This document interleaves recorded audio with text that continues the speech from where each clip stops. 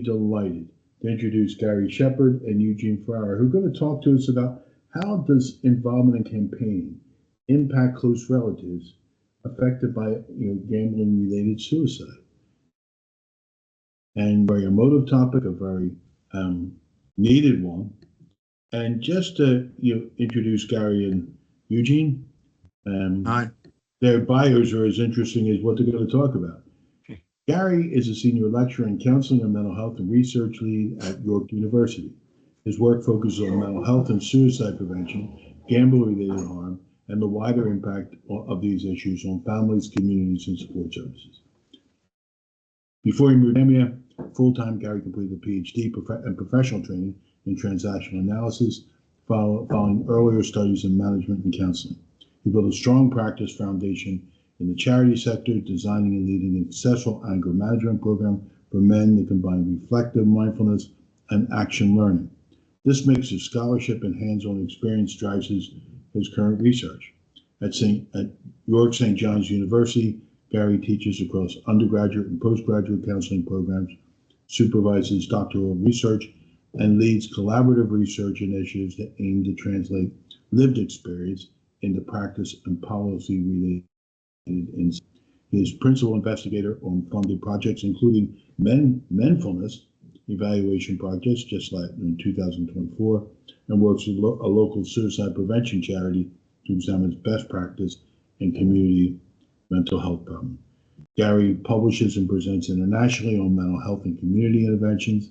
He recently supervised Eugene's MA research, co-authoring a journal article in 2025, exploring how involvement in campaigning, exactly what they're going to talk about today, is particularly committed to amplifying family voices and ensuring research informs real-world support and policy. Now, we're equally delighted to have Eugene Farrar here with us. Eugene is an integrative humanistic counselor in private practice, working with clients on a wide range of challenges, with a particular focus on grief and addiction. He's passionate about grief therapy and supports people navigating their own unique path through loss, an approach that lies at the heart of the humanistic philosophy.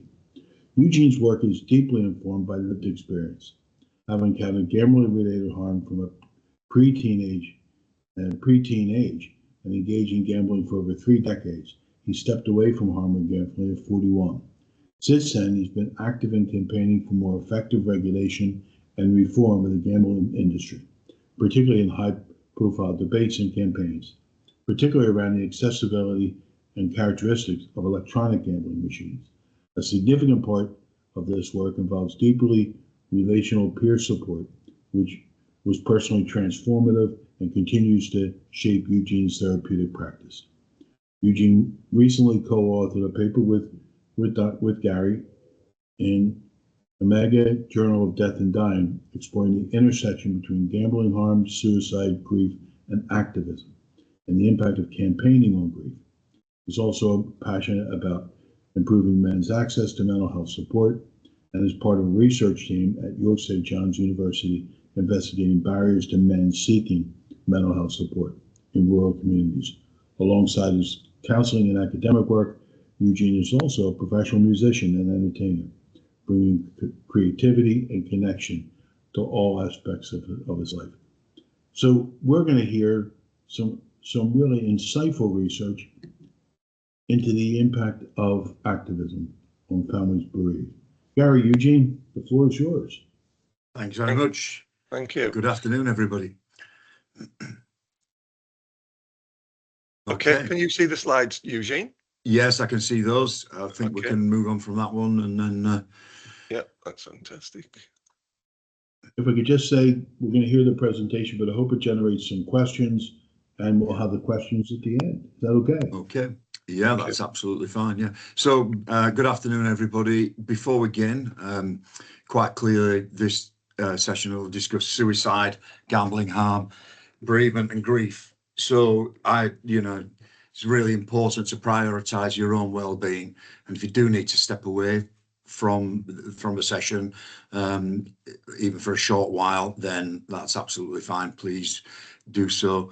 There are some support sources available there that we've listed on this slide. I'm afraid those are UK, UK-based support networks and charities and information lines. Given the broad scope and the attendance from all over the world, which is absolutely fantastic and great to see, but obviously it was a heck of a task to be able to find something that would be available to everybody. So if you do feel the need, then I'd encourage you to reach out to what's available wherever you are. So today what we're going to be talking about, we found that in the UK, activism in response to suicide as a result of gambling is become quite a prevalent activity, and it's very prevalent, particularly when compared to other jurisdictions. So we're looking at how people campaign and protest sometimes in response to suicide as a result of gambling harm, and how that activity impacts upon people's grief as a result. So it makes sense really to look first of all at the UK gambling landscape.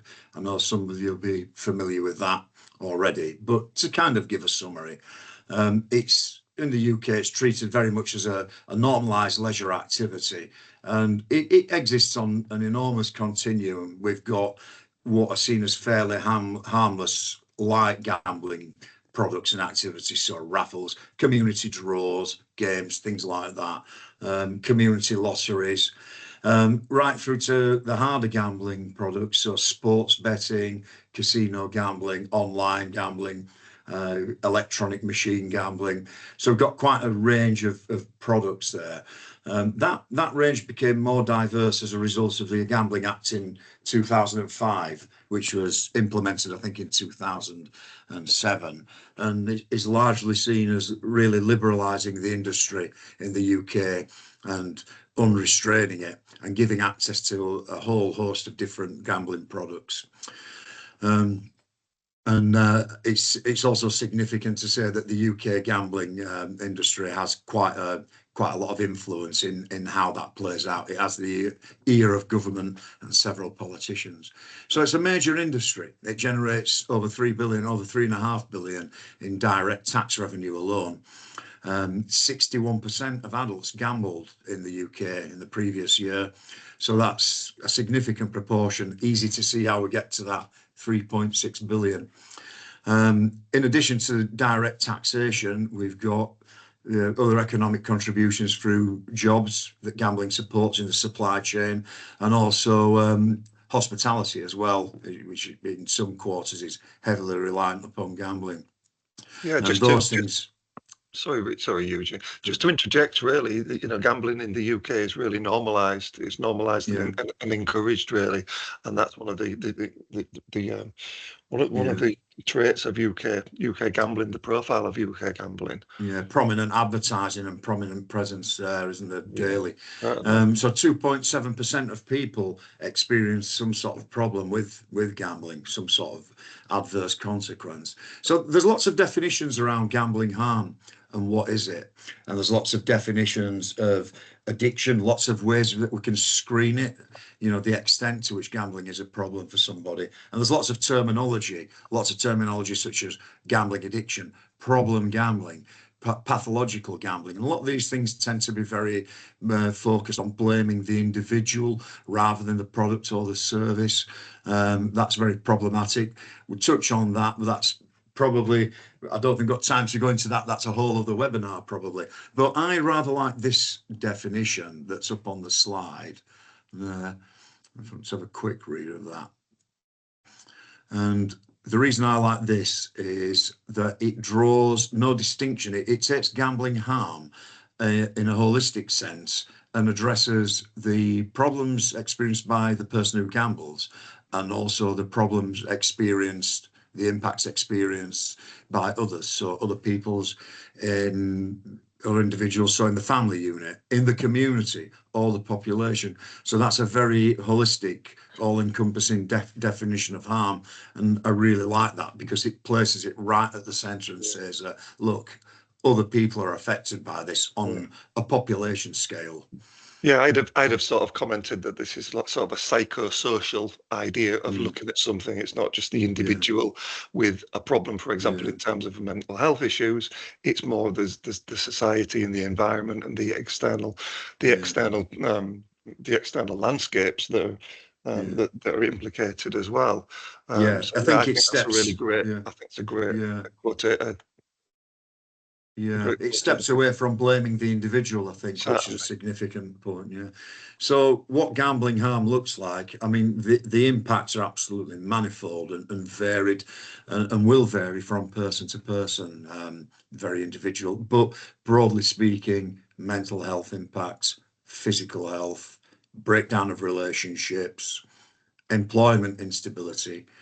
Educational instability is an interesting one because that could be the educational instability of a person who gambles that's in education. So we heard stories a while back of students gambling the student loans, immediately within 2 weeks of going to university, having to drop out. So there's incredible instability there. We've also got children who might miss school or don't go to school because of the gambling of their parents or their guardians. So straight away we've got how that harm, the same class of harm, educational instability, can have massive impacts upon the person who gambles and those who are affected by it too. Yeah. Financial harm and debt.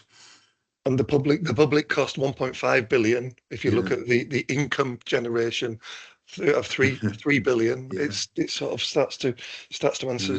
ask some interesting questions, really. Yeah, it's a third, isn't it? It's a third, Mhm. which is, Yeah, quite a startling proportion. So certainly. when we were doing the research, obviously we had a deep dive into the existing literature on suicide and how it intersects with gambling, and we found that there was a real scarcity of any research which addressed the issue of completed suicides that had actually taken place.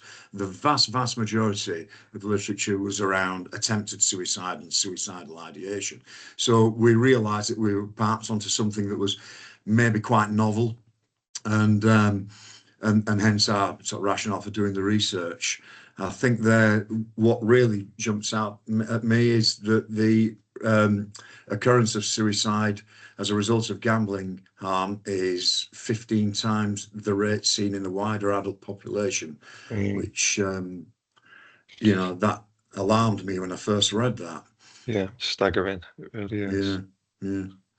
Um, could we just go back to that slide, Gary? Sorry, Just you. Yeah, is beg your that okay? pardon. So Yeah. that's okay. Yeah, yeah. So I think what happens in the UK is it isn't typical. Maybe it's in the post. Maybe and unfortunately, the likelihood is that suicides will occur in newer jurisdictions, as particularly as gambling becomes more liberalised in places like the USA.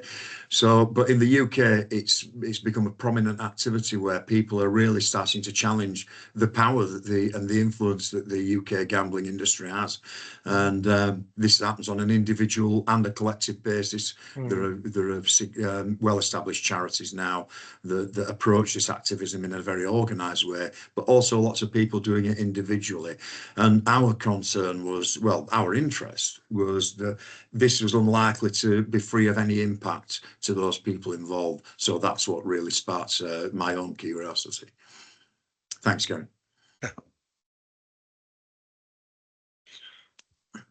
So yeah, why AFINet? Why does this sit here? Well, I think the simple answer to that is that quite clearly gambling harm, as we've just discussed, with the definition that we gave, it extends way beyond the individual who's gambling, family members, partners, and others close to them. And each person experiencing gambling difficulties could impact around 6 others. And of course, that figure, that figure's borne out in pretty much most of the existing research. There are margins, but quite clearly that impact could be much greater as well. It's not difficult to imagine circumstances where somebody's gambling impacts many more than six people. mm, And half of the UK adult population, almost half, report that somebody close to them gambles. So they're aware of somebody who they know close to them gambling. And those harms, whilst everybody's capable of being somebody affected by gambling, the research shows that the proximity of that relationship will determine the severity of that harm.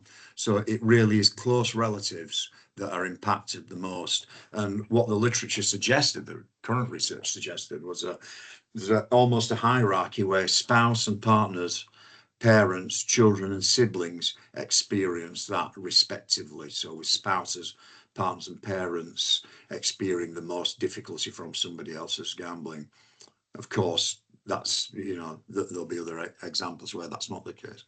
So we came up with this question of how does involvement in campaigning impact close relatives bereaved by gambling related suicide? That was the research question. And it formed the basis of my master's dissertation in humanistic counselling. That was the version that we're kind of discussing today is a slightly edited version for the journal article. If anybody wanted to view the full article, I'd be quite happy to email them that through at a later stage. So first of all, we felt it was very important to listen to lived experience. The reason being that this is a voice that is absent currently from the research. It's novel. And we felt that it's absolutely crucial that the voices of people in this position needed to be there in the research, in the literature, with an opportunity to influence policy. That was absolutely crucial to us. So this was, these are kind of the methods we used to ensure that that was the case, that people were able to bring, you know, their own authentic voice and feel safe in doing so. And probably in terms of, the analysis, I'll briefly touch on that. I think this was important again, coding. We had the opportunity to use coding software to find codes and then develop those into themes. But it felt really important to have a very close personal connection with the data. And Gary and I, we actually did this very manually, didn't we, Gary? Yeah.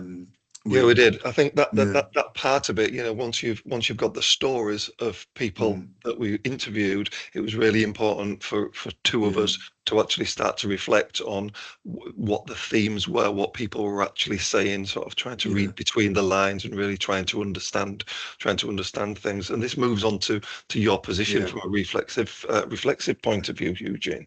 Yeah, I mean, I think in this section, this feels like the most sort of important aspect to me, because my own experience as somebody who lived with gambling harm from the age of about 10 and a half, 11 through to 41 was significant. And I'd got all kinds of feelings and all kinds of views on the gambling industry, but also as an activist as well, being heavily involved in activism around gambling when it was in its infancy, but certainly it was emergent at the time. So I was kind of concerned as to how my position would impact the relationship between me as an interviewer and the interviewees, because I think what was significant was that because my position at times had been quite public, they had knowledge of my previous problems with gambling and also my role as an activist as well. So it was interesting as to how that would influence the relationship and how I could not bracket that, but bring it, but still ensure that I amplified their voice and that they were kind of centre stage. Yeah, and that sort of that process, that was a lot of conversation between you and I, Eugene, over a number of months, trying to encourage you to think about things and to try to take your own experiences and biases away from the process as much as you could. Just really trying to create something which wasn't a Eugene based take on the world. We tried to sort of expand that to make it much more applicable. And you know, from a philosophical point of view, you were the person that was asking the questions, and you have your own views and biases and things. But I felt part of my role was to try to understand that, reflect on that, and try to challenge in some ways as well. Yeah. Which is part of the research process. Yeah. So I think the main thing, and I'm pretty sure you'll agree, Gary, is that there was one particular theme that had to be excluded, but all sorts of themes had to be. There were 2 or 3 candidate themes. I think 3 that ultimately didn't make the final article, the final paper, and predominantly that was because we had to balance anonymity and the narrative, as it says, the narrative richness. And the 1 or 2 themes in particular that I became quite attached to, and they were incredibly powerful, but we just couldn't guarantee anonymity at all. In fact, I think it'd be safe to say, Gary, that we could guarantee that we wouldn't be able to provide anonymity with at least one theme. Yeah. So that had to be kind of it had to be excluded, and that was a difficult process to let go of that. And that then made me question, why was that theme important to me? Am I being an activist as well as a researcher here by really wanting that theme to be included? And if I am being an activist here within this process, how okay is that? Is that okay or isn't it? I mean, that's a debatable point, but that was possibly one of the most difficult parts of the process, I think, Gary. I would say. Yeah. I think another one for me, because we're both counsellors, it would be quite easy for us to slip into sort of counselling speak and to sort of give people like medical, create a sort of a medical sort of model and a medical understanding of what was going on, and we moved away from that. We were really it was very important for us to try to keep the voices in there, and to try to be authentic without sort of this medicalization of, well, this is what must be going on. So we had a number of discussions around all of those sort of those areas, didn't we? Yeah. I think, could you just go back one moment to that previous one? There was something that I felt was quite important. Yeah. And then just going back to anonymity again, it felt important to empower people, within this research process, within this relationship, and for them to bring their voice, their authentic lived experience was absolutely central to the whole process. It was probably the most important aspect for me. But within that, people were 1 or 2 participants actually saw this as part of their activism, which they're entitled to do, and that was fine.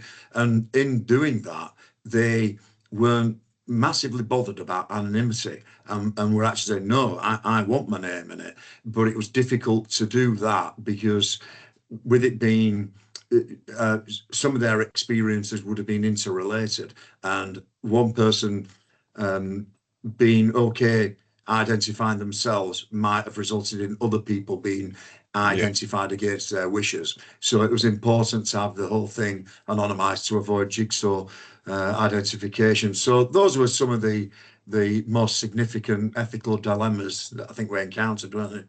Certainly, yeah. Certainly. So in the end, for this journal article, as I say, it's slightly pared down, and some themes were actually merged where they could be.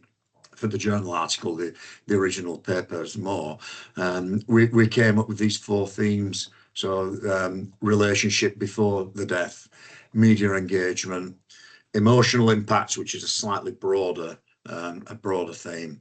And then finally, the relationship after the death. That's what the data, the information that people gave us showed. So if you just take a moment to read what Greg says about the relationship he had with his son prior to Stevie dying.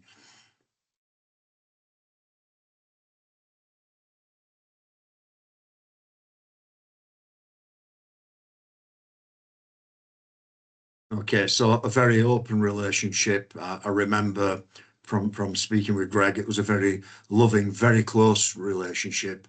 It was very moving actually to hear him speak about it. And everything was open, everything about him, but just the gambling. That was the one thing they didn't know. That was a big thing that was hidden from them. Yeah. Yeah. And then Chris describes the relationship with his wife, Claire.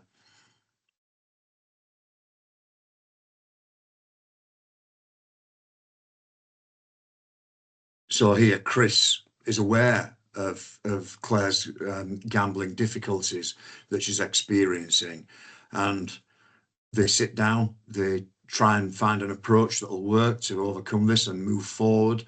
We'll pay it off together. So a real team, great close relationship. But then again, there's an ambivalence, but I'm not sure whether I could trust that he was doing it again, that she was doing it again.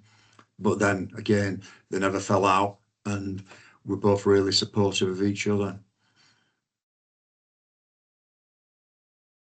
So we've got two sort of contrasting things there, one where the gambling was known and one where the gambling wasn't known about. And from that, we infer that relational openness, it didn't always connote with awareness of the gambling harm. There were two ends of that spectrum there. There was no knowledge, and then quite a lot of knowledge of what was going on for the person who gambled. Again, the research, the literature shows that symptoms are often invisible, and even very close relatives will be unaware of that harm until it becomes critical, which sadly was the case with Greg and his son, widely described as the hidden addiction. And that this typically will be linked to a really deep-rooted internalized shame and self-blame, which can be really isolating. And then perhaps, you know, this is where it maybe differs to other addictions. It can be very easy to conceal the severity of it until it gets to a critical stage. Mm-hmm. Okay. So I think so just to talk through theme 2. This is the parents or the partners, and they're actually starting to carry out activism, and this is their experiences as they've started their activism, and this is experiences when they're actually interacting with the media. They're trying to get a message out. They're trying to push out this message, and we found that in some of the reports that Eugene took, something happened with the media that was unexpected. I think that's safe to say, Eugene, isn't it? Yeah, absolutely. Yeah. So I think this is quite an emotive one, isn't it? And you know, that Bill says he's got this agreement with the TV reporter will come along, and he's quite clearly realizes that there's a need for him to do this, that he needs to engage with the media. So he's cut this deal, arranged this deal, got an agreement that half of the piece will be tears to camera. So, you know, wanting to see the pain in the parents' eyes, he accepts that there's perhaps necessary and there's a quid pro quo involved, and that this has to happen to get the attention. But it came out 100% tears to camera, no thoughts towards, no discussion towards the campaigning points. You can never trust a journalist. So that relationship has then gone. There's been a real breakdown in that relationship now. Okay. Okay, are we okay to move that one on, Gary? Yeah. Yeah.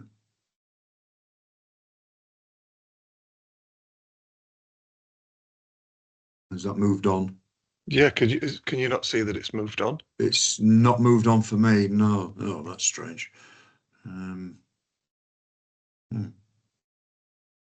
if I can just share the screen again. Could I? Is it moved on for you, Ed? So you're on mute. Sorry. It's moved on for Theme me. 2, Greg's media experiences. Yeah, I'm still on Greg's media experiences at the moment. Yes, but that's that's where we are. Oh, we are now. Oh, it's Well, just yeah, it has just moved the now. Gazette. Yeah, it has now. The Gazette said. It took a while. Thank you. It has now. Yeah. Sorry about that. It did take a while to move on, but we're okay. Yeah. Okay. So this is Greg's experiences of dealing with the print media.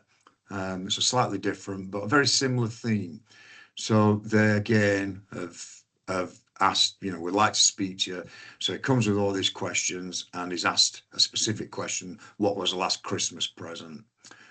And I seem to remember Greg being curious as to why, and he said, well, I'm just interested. So it was obviously to get a personal slant, of deeply personal slant on the story. And when the paper was published, it's actually fabricated that Greg kept the razor that Stevie bought him. He didn't. And again, it's put down as a sub story and forgotten about the campaigning point. So once again, another, not even a rupture, a complete breakdown in that relationship with the media there again. Okay. Have you got the next slide there, Eugene? No. Yes, now I've, yeah. Great. I think my network might just be a little bit behind, a slow connection.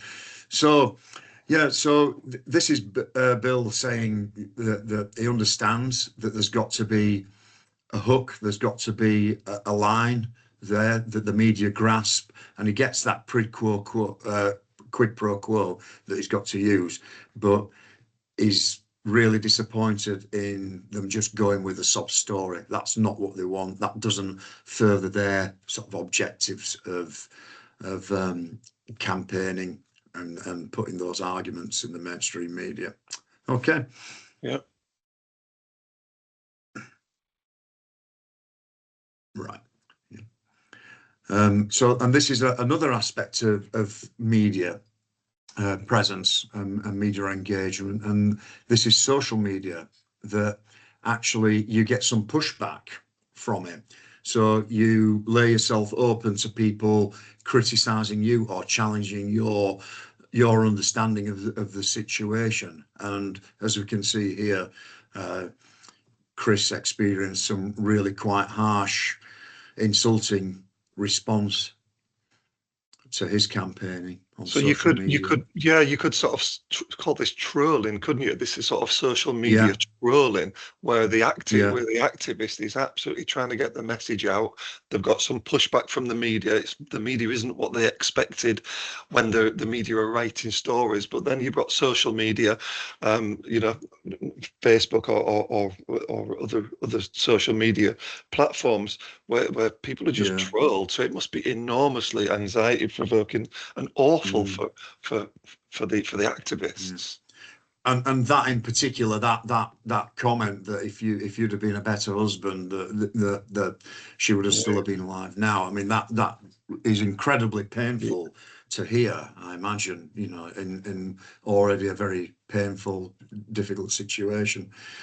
So again, very scant literature and research on this media engagement already. The only parallel that we could find really that existed in the research was a discussion around death as a result of substance use in Canada, and this dealt quite significantly with media engagement and that pushback from online trolling, and that it would challenge like the narrative of, well, it was their own fault. Why should we have increased regulation as a result of what was a personal failing, either by the person who died by suicide or the person who was left behind?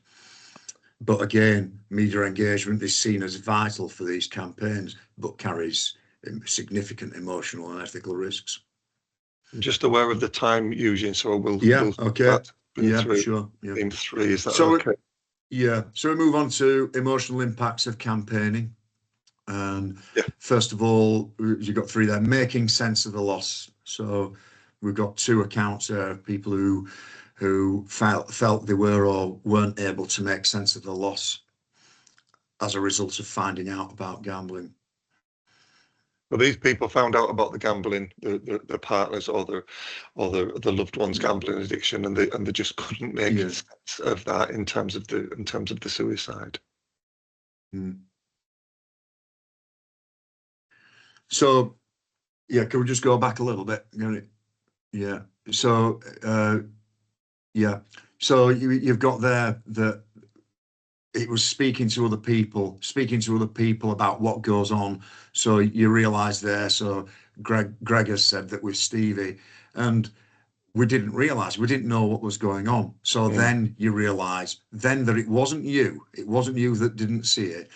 It was that they did so well at hiding it. So then you understand the shame, the guilt that people are experiencing, and that then people make sense of the loss. They realise why it was, how it was that person got there and got to the position they were in.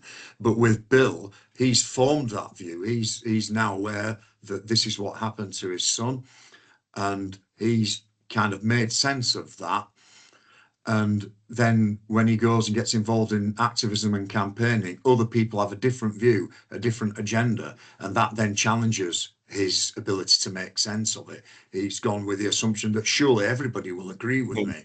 And when they don't, he's slightly taken aback again. Okay. And here we've got references in the research that shows that sense making after suicide is a really important pivotal part of the grieving process. And it brings forward many questions, but answers questions too. So creating purpose and meaning. I've got two quotes here, one from Greg and Bill again.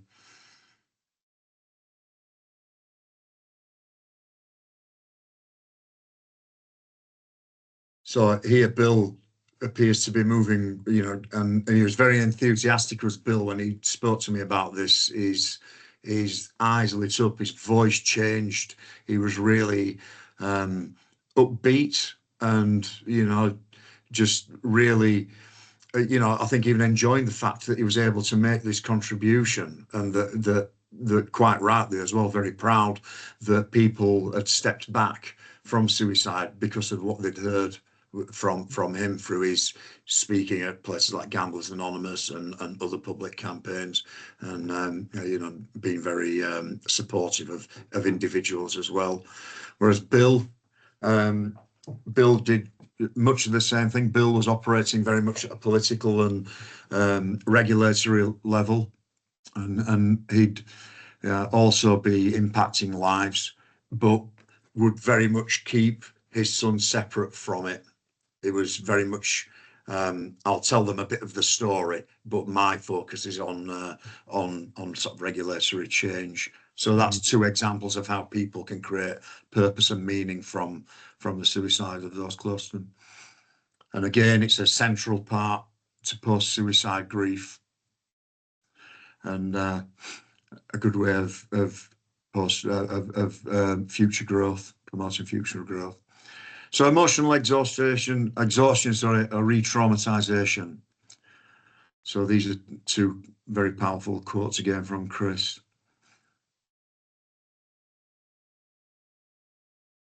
And I think Chris is a campaigner that had something big happen where something changed within policy, and the great thing was that this is emotional exhaustion. Or is it re-traumatization, going through that, the enormous amount of energy that you need to do something like change policy on a national level? Yeah. And I think with Chris as well, other people were able to sort of see the benefit of that, but him less so, because other people were going back and saying, look, we've changed this. This is the result. This is what we're doing this for. But Chris wasn't able to do that because the person who he wanted to speak to was no longer there. So and Chris did have a lot of therapy around managing expectations and what the outcomes of campaigning might be. There might well be a shadow side to it. So I'm just looking at distress. I'm just looking at the clock. We've got 5 minutes. I wonder if we should go to the bonds. Yeah, I think we've done that one. Yeah. Continuing bonds. Yeah, well, can we go back just to yeah. So is it that one, Gary? Can you just try and go back one more, will you? Yeah. Right. Yeah, we need to go back again. Yeah. So the final theme, really, which leads into continuing bonds, is the relationship after the death. So what happened in terms of how campaigning influenced the ongoing relationship that people felt that they had then with the person that they've lost. So these are really powerful.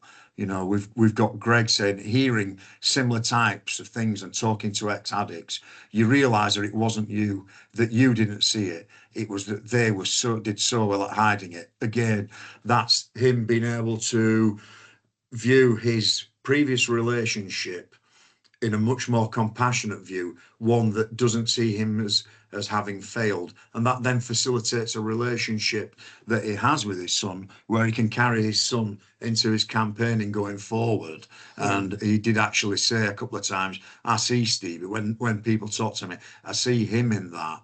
And I asked him if that was difficult, and he says, no, not at all. He didn't have the feelings of regret that he wasn't able to do this for his son. And I think what Chris says as well, I felt like I was doing something for her. And so there was never a moment I felt like she wouldn't have agreed. And I think this is really, really significant. It was like that we were doing this together. So I still felt very much of Claire's life and her part of mine, which speaks of an ongoing relationship. On the other hand here, we've got, it was the only way I could stay alive and be sane. This is Ashley. This is because at the root of it, I know I could have done more. I accept that. And I don't want people saying you did all you could. So that's a very different picture there, where that relationship is still difficult. There's still guilt and shame, and there was anger there as well. Yeah. Okay. Yep. Yeah. So we feel that the study highlighted strong continuing bonds between survivors and the loved ones. That was what the overriding conclusion that we came to. That was the most dominant theme, that people who experience activism also experience an ongoing relationship with the person that they'd lost. And we realised that this fit very well with Classer's model, bereavement model, grief model of continuing bonds, which speaks of an ongoing relationship rather than a very linear approach to grief, where people speak of separation following a loss. Ultimately, it prizes the ongoing relationship that people can have with a person that we've lost. And we believe that this is what was going on with the activism. And subsequently, when people have read the journal article, the participants sort of concurred with that as well. So we felt this is a novel contribution as well. Nowhere in the literature on activism do we talk about common bonds, and nowhere in the literature that we could find on common bonds is activism expressed as one. Yeah. So continuing bonds, I'm sure many people will be familiar with the forms that they can take. So marking events, birthdays, keeping photographs or other possessions, attending meaningful events, holidays, revisiting places. Interestingly, maintaining social media profiles. And bonds fall into two broad classes, so externalized and internalized. But internalized bonds in particular, the research shows, are those that are linked mostly to post-traumatic growth. So, and further to that, the ones that bonds that are most adaptive are the ones where the relationship can evolve over time. And given the nature of activism, it's a very dynamic process. On a daily basis, something else is achieved. You know, it looks very different one week to the next. So if we go back to Chris and Claire, you know, they're very much in it together in that moment. And as that moment changes, so their relationship can continue to grow as well. I came across in the research a wonderful expression, and it was about continuing bonds, and it was moving from loving in presence to loving in absence. And I felt that Chris's account really spoke to that. We've just got time for this last slide. I think we're almost here, aren't we? Yeah, well done. So I think you know what we spoke about there, the last few quotes from the research there, showed that a continuing bond can be really adaptive. It can really help. But also when we spoke about Ashley, you know, I'm doing this because I didn't do enough while my brother was alive. I could have done more. There's regret there. There's guilt, there's sadness, there was some anger, lots of really powerful emotions. And, you know, one of the arguments, one of the rebuttals, if you like, of the idea of continuing bonds is that it can keep people stuck, and they may intensify those core emotions associated with suicide grief. And it would be interesting to do further research and see what factors are that kind of make that difference. We were leaning towards time being a possibility, that the people who were finding activism as a really useful way of maintaining that relationship had got between 5 and 10 years time in terms of activism behind them. Ashley was fairly recent, so that may suggest that that time might be a factor. Okay, I'm just going to put the final. Thank you. Okay. Yeah. I'm going to stop sharing the screen, bring everybody back, if that's okay. Would that be okay with you, Ed? Absolutely. And I really want to say, Eugene and Gary, what a powerful motive. Thank you. Bit of research, and not only the impact of the people you interviewed and worked with, but the emotional impact on you doing it. Without a doubt. Yeah. It was an excellent piece of research, and it's already generated questions. Now, the time we have left, we're hoping you can get your question answered, but Eugene and Gary, you've got your emails out there. If you don't get your question answered, you can email them. Would that be okay? Yeah, absolutely. Yeah. And if anybody would like a copy of the full article, the full MA article, which is a bit longer and has one or two other themes in, I'm more than happy to email a copy of that through too. That'd be excellent. Yeah. Thank you. Steph, you were first with your hand up, so first with a question. I haven't actually got a question. Me and my husband, as many of you know, I mean, I think this has blown me away, to be honest with you. This is so needed. I think the work that you've done is incredible. Firstly, I just wanted to say that in 2024, the statistics came out in the UK, which you're both probably very aware of, and it was 496 suicides here in the UK as a result directly of gambling. But that was nearly 10% of the national suicides here in the UK. And as a result of that coming out, me and my husband have now started to form our own charity. And we have reached out to experts around the world regarding suicide. And I'm really keen to meet in a separate meeting with you both, because we do need to have some form of national guidance when it comes to this type of work. People don't understand when they're doing activism and campaigning. Me and my husband, as you know, we've had laws changed over here in the UK. We've been highly successful, but it came at a huge risk. When you're doing activism work, there is long-term detrimental the emotional, the financial loss that my husband had, the trolling online. We ended up having to go in to get lawyers to look deep into it, and it actually was coming from a gambling company. There is huge risk that these individuals are so vulnerable. Also, we went to our immediate family before we went out. You know, how do you feel about this? And I speak to a lot of activists, and they don't even think of doing that, because there's the wider impact of what you're doing when you're doing it.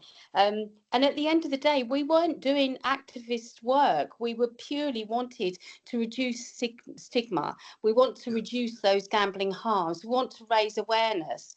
But the financial loss as well that came with it.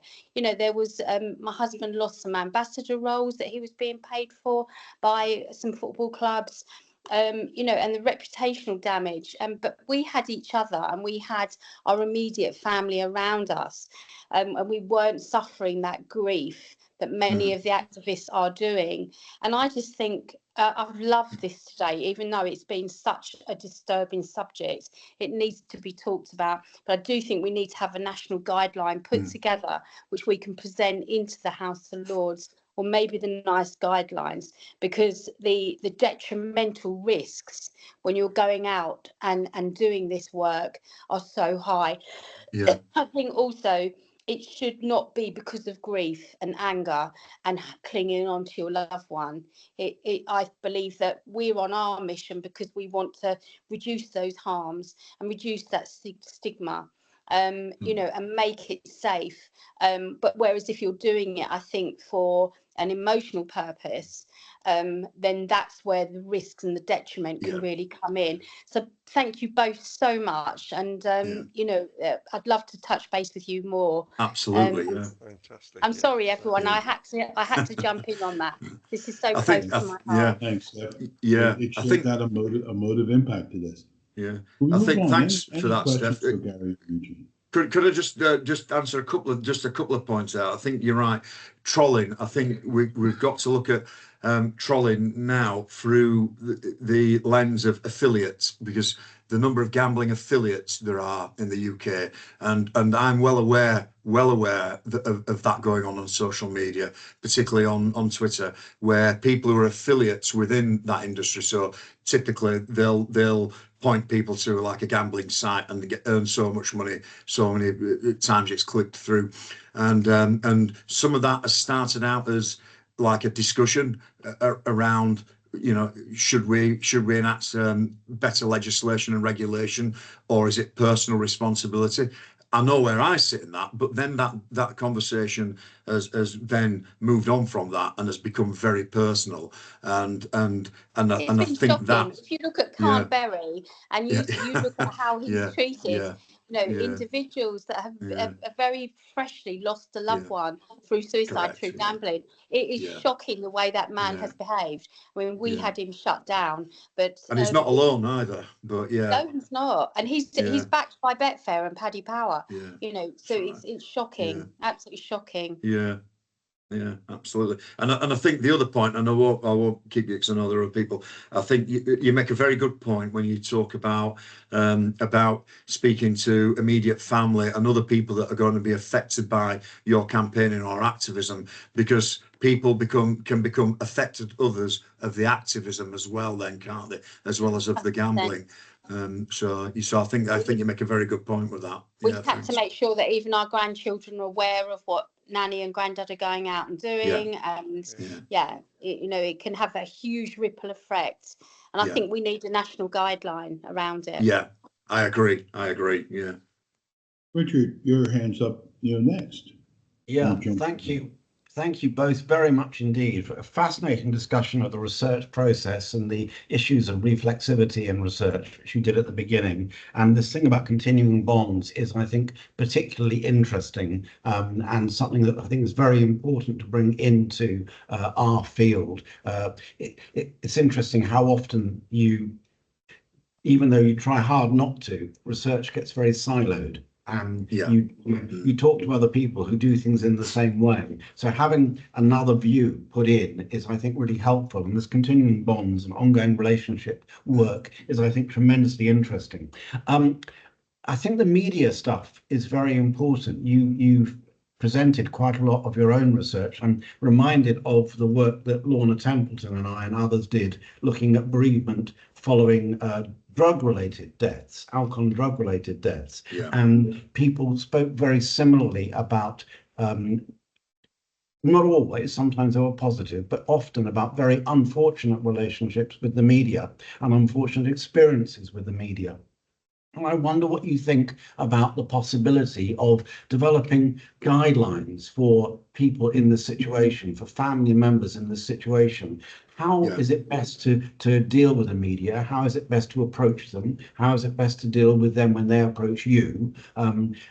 Because lots of people will have had this experience, I know, of thinking that they've made a relationship with the journalist, and sometimes they have, and obviously sometimes journalists are overruled by their editors and so on. So it's never one side, but nevertheless, I think people could do with an awful lot of help in the situation once they start to think, well, actually, I'm going to move out from beyond personal grief, and I'm going to think, how can I use this to make some changes And so have you thought about developing guidelines or working with other people to do such? I think for me, not necessarily specifically guidelines for media work. I mean, I've had the spectrum. I had a journalist who was an intern at The Guardian who was incredibly ethical and did a wonderful piece right at the very beginning of my journey. So I was kind of spoiled, but then I had to threaten legal action against the BBC for an episode of The One Show. So I've experienced both myself personally. But what became immediately apparent is that activism is so far flung in that you're dealing with you'll be dealing with politicians, you'll be dealing with industry, you'll be dealing with the media, so that it's very difficult. How do you get guidelines and how do you legislate for all of those? And different people are going to interact with those different aspects of activism to a different degree. It's going to look very different for everybody. But I agree that there should be some guidelines. Whether we approach the organisations that deal with the press or broadcast media more broadly and say, look, this is what we feel is needed. And this stems beyond addiction because, we've got people, recently in the news yesterday, people campaigning for universities to have a duty of care for the health of their students. And that's currently somebody who's spent 6 years campaigning for that. I would imagine that that's going to get more of a sympathetic ear because it doesn't kind of push your people that have got an investment in the industry. But I think that there does need to be. I think that's, you're pushing a very open door with me, Richard, with that. I feel so, yeah. Yeah, Gary, you look like you're going to come into that conversation. Thank you. Just to say that as a researcher and passionate in this area, I'm quite open. I'm sure Eugene, I can't speak for you, Eugene, but I think a piece of research around this area would be something that I'd be happy to contribute to, and happy to speak to members and to develop something. I'd be quite happy to do that. And like I said, I can't speak for you, Eugene. Yeah, well, I mean, absolutely, because again, you're pushing a very open door. Because what was